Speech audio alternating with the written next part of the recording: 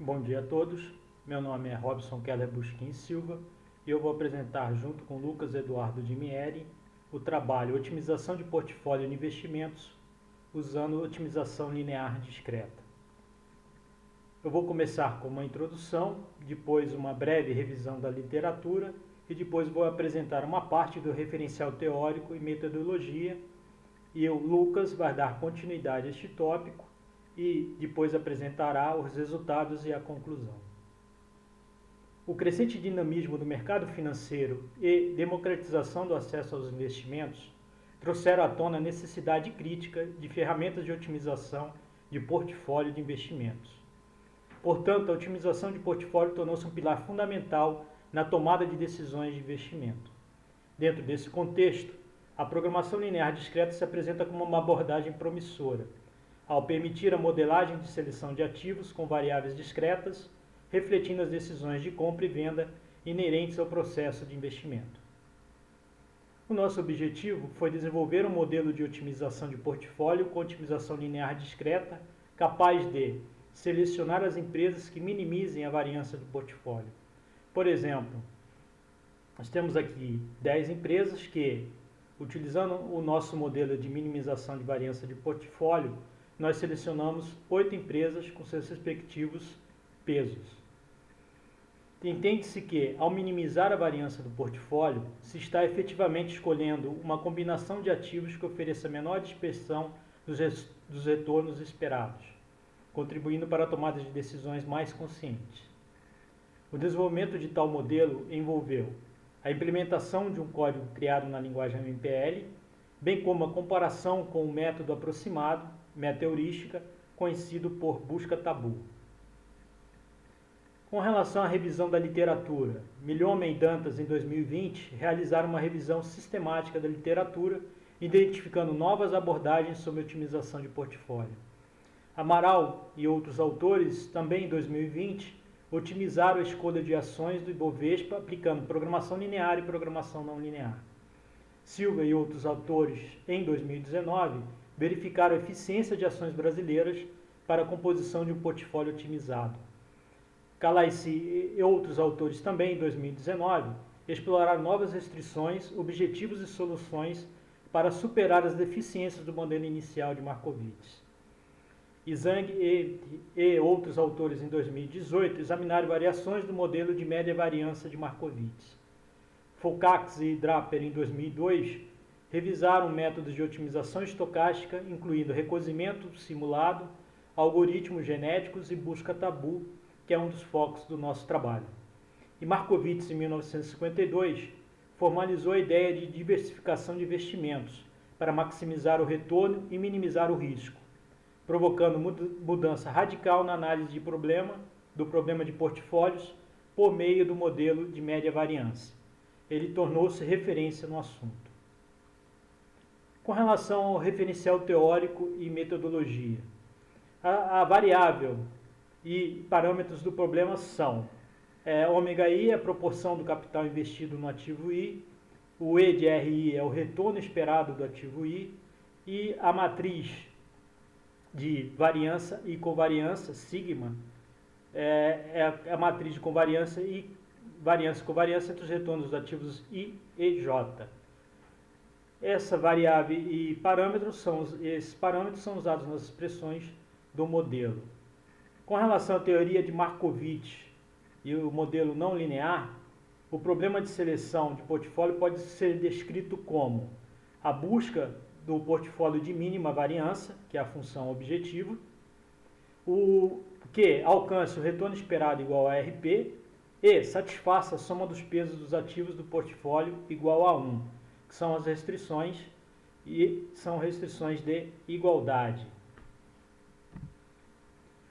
O ponto de partida da solução é o método de Lagrange, onde multiplicadores de Lagrange são introduzidos para incorporar as restrições diretamente na função objetivo, compondo o Lagrangiano. É essa expressão, onde o lambda e o gama são os multiplicadores de Lagrange.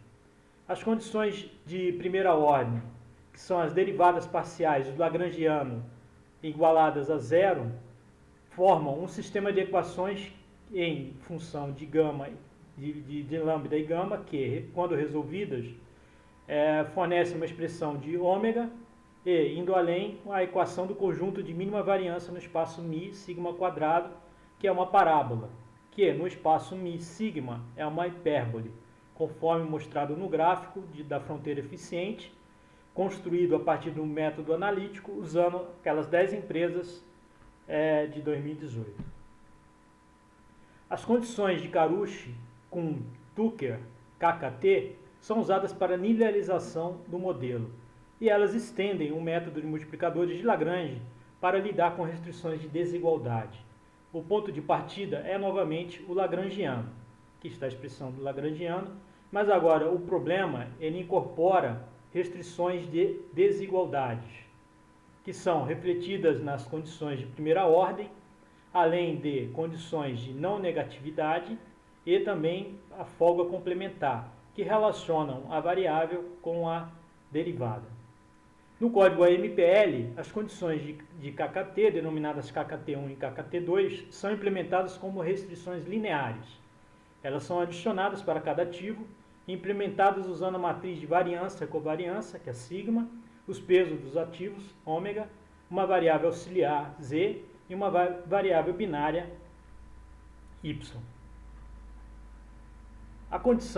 A expressão da condição KKT1 é esta, onde, quando y igual a 1, o lado esquerdo vai ficar menor ou igual a z, e quando y igual a 0, sem efeito, porque o m é considerado um número muito grande. A expressão da condição KKT2 é essa, que é similar à primeira condição, mas com a desigualdade invertida. Quando y igual a 1, o lado esquerdo é maior ou igual a menos z, e quando y igual a 0, sem efeito. As duas restrições garantem que z seja suficientemente grande para conter a variância real. Então, a variância real vai estar entre menos z e mais z. Conclusão, ao minimizar z, se está minimizando a variância. Dessa forma, com a variância linearizada, o problema pode ser resolvido considerando otimização linear discreta. Aqui nós temos um resumo do código, onde eu ressalto a restrição 2, que garante que o retorno da carteira seja igual a maior ou maior do que um Rmin, que varia dentro de um loop, para se encontrar o maior valor do retorno, Rtarget, correspondente à mínima variância encontrada. Essa é a parte 1 do código.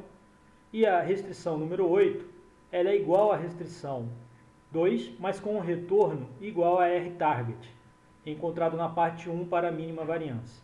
Essa é a parte 2 do código.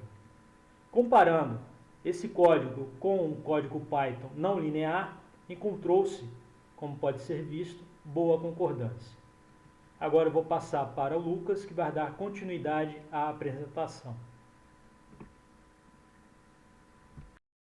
Bom, agora iniciando a busca tabu é um método meteorístico. Ela é amplamente utilizada para resolver problemas complexos de otimização, especialmente quando são difíceis de resolver com técnicas exatas, devido à natureza combinatória ou alto custo computacional. O método é especialmente útil em contextos onde é necessário encontrar uma solução de qualidade a um tempo computacional razoável. Então, esse contexto é bastante recorrente no mercado financeiro, onde tempo geralmente é uma restrição e espera-se soluções de qualidade. E para definir a busca tabu, podemos recorrer a 6 passos aqui, que primeiro é baseado na inicialização, onde a solução inicial viável ela é setada por uma variável aleatória ou por uma abordagem meteorística.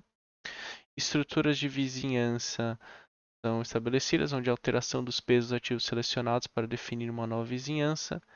É criada a lista tabu, que armazena os movimentos recentes em uma lista de tamanho fixo, removendo movimentos mais antigos conforme são necessários. Critério de aspiração, que é o aceite das soluções tabu, se melhoram significativamente a solução atual, garantindo que o algoritmo não ignore soluções vizinhas devido à lista tabu.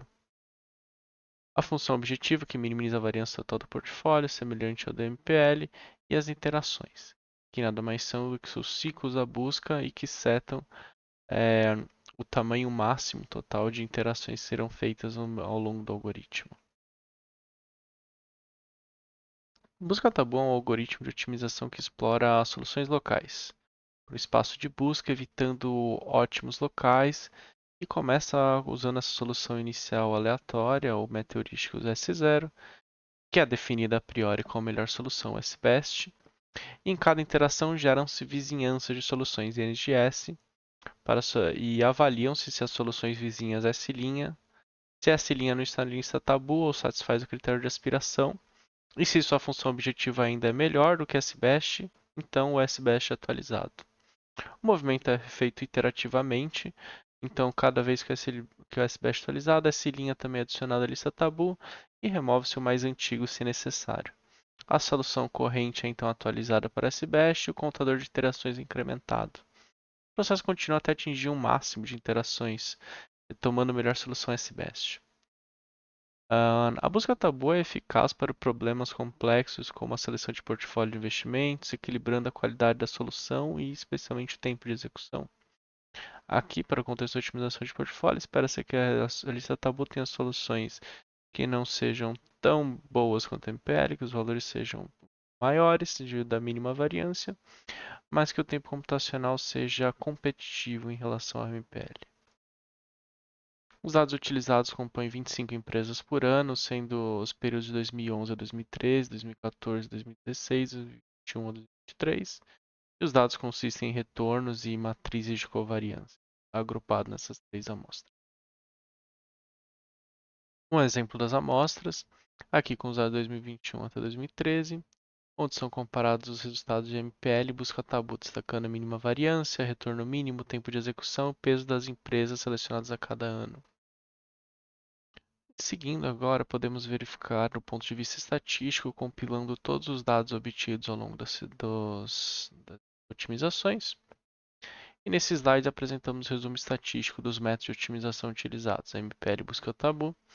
Podemos observar que, embora a MPL apresente a mínima variância menor, a busca tabu apresentou resultados satisfatórios, com a variância mínima média de 0,10.